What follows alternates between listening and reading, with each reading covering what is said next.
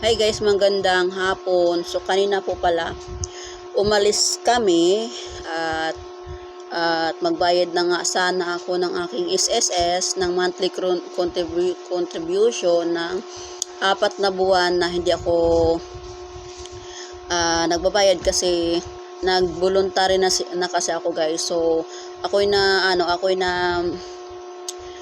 pinapapagod ako pag monthly ako nagpupunta-punta doon. So, ang ginagawa ko, every 4 months ako nagbabayad. So, mula noong September to buwan na to ng December, so, inipon ko siya.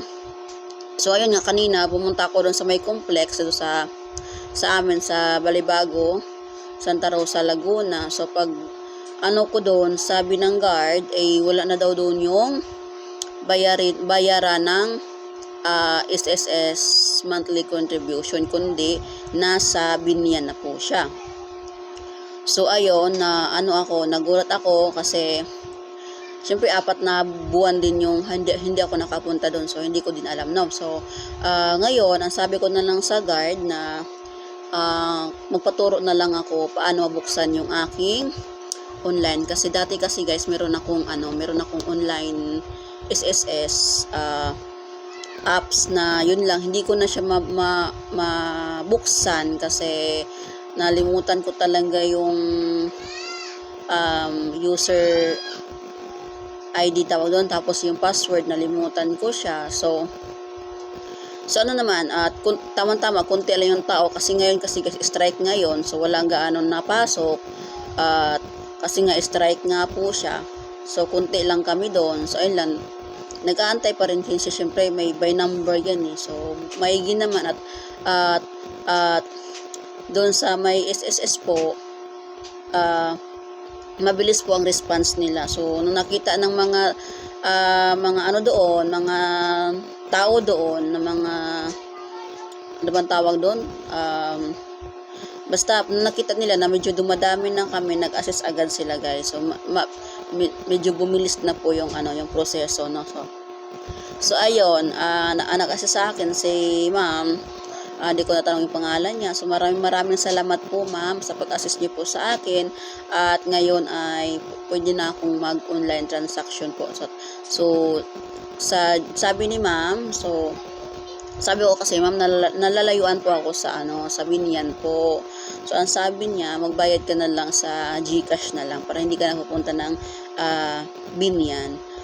So ayun, tinuro niya sa akin kung paano. So salamat din po ako. Tapos ayun na nga, lumabas na ako sa sa SSS building ng SSS sa may complex guys, malapit sa Pure Gold. So nagulat ako kasi yung mister ko, mag-ama ko, kasama ko kasi sila guys, at nag-aantay sa labas. So meron silang bitbit na ganire, isang supot yan,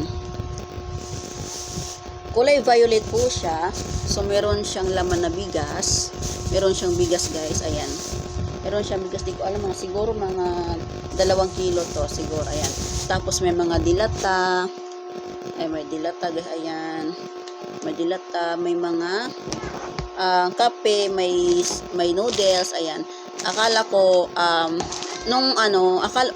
wala kasi akong alam nung laman. Basta nakita ko lang siya na mayroong ganito sa pedicab namin. So di ako tanong kung anong meron. Baka akala ko gamit lang ng mister ko sa pedicab. So pagdating sa bahay, pagtingin ko, ayun na nga siya, akala ko ayuda na bigay ng barangay. Sabi ko, tanong ko siya kung saan galing. Sabi niya, binigay doon sa mga batang estudyante daw na dumaan daw.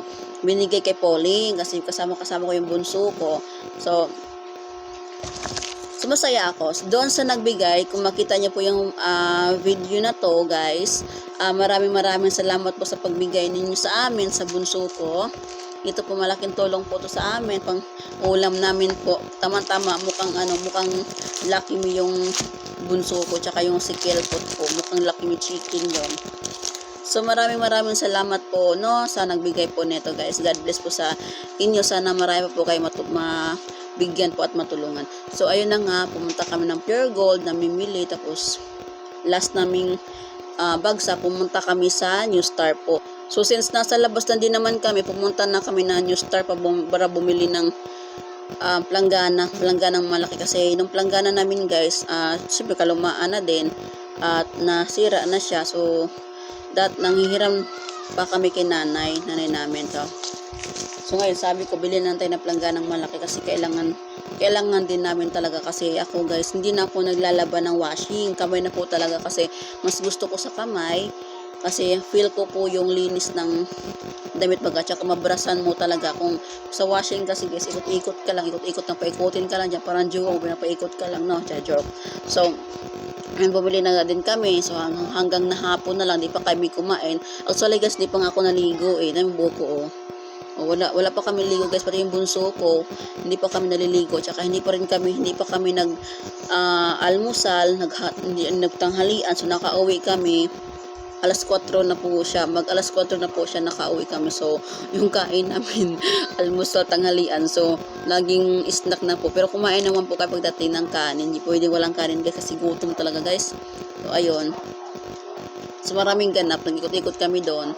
Nakarating pa kami ng Santa Rosa guys, may sadya pa ako doon kasi ngayon kasi guys strike, so walang pasok kaya nandito yung panganay ko, siya bantay ng tindahan. So pag wala talagang pasok guys, busy po ako sa labas at dyan po ako dyan ko po binuhos o yung time na yan para bibili ko ano yung gusto kong bilhin sa labas kasi may bantay po dito kasi ang hirap po talaga lumabas na walang mabantay ang tindahan. Kung meron mang magbabantay sa umaga kasi yung panganay ko papasok kasi yan mga 12, so mahirap ang hirap po maghabol ng oras at saka lagi po akong late na nagising kasi nabawi po ako sa pagtulog po kasi lalo na pag umatake yung insomnia ko guys. So late na po talaga ako nakakatulog, madaling araw na po ako nakakatulog, kaya sa umaga yung anak ko nandito, so ako tulog pa hanggang alas 9 ng umaga.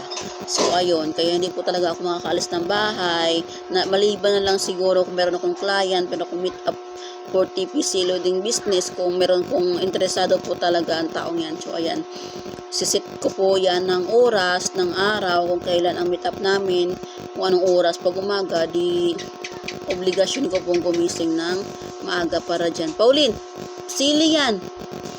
No, nababa ka dyan. So ayun, napagod ako guys, gusto kong matulog. Yung mister ko, bumili kami ng uling pala guys, pumunta pa kami malapit sa SM, bumili kami ng uling. Ang mahal ng uling guys, my gosh.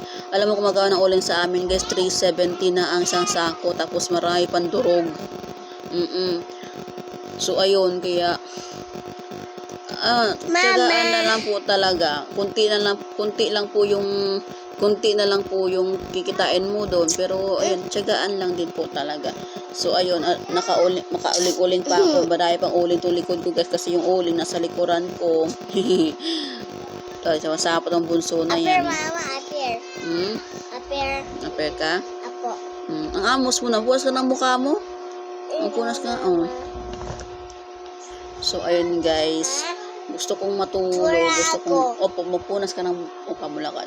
Gusto kong matulog pero hindi pwede kasi ang kalat ng tindahan guys. Ang dami kong gawin, ang dami kong gagawin nga, ang dami kong pang isusulat. Nagbabasa pa ako kasi mister ko nasa likod ng uling, nagbabalot ng uling. So ayun. So ayun lamang guys, sa mga makapanood nito guys, sa mga gustong magbayad ng monthly contribution, mag-online payment na lang po kayo kasi nasa Binyan na po yung wala na daw po dyan, sabi. Nasa Binyan na daw po. So yun lamang po, share ko lang, baka may gustong pumunta na wala dyan yung bayad ng monthly contribution sa may complex po sa malapit sa Pure Gold po.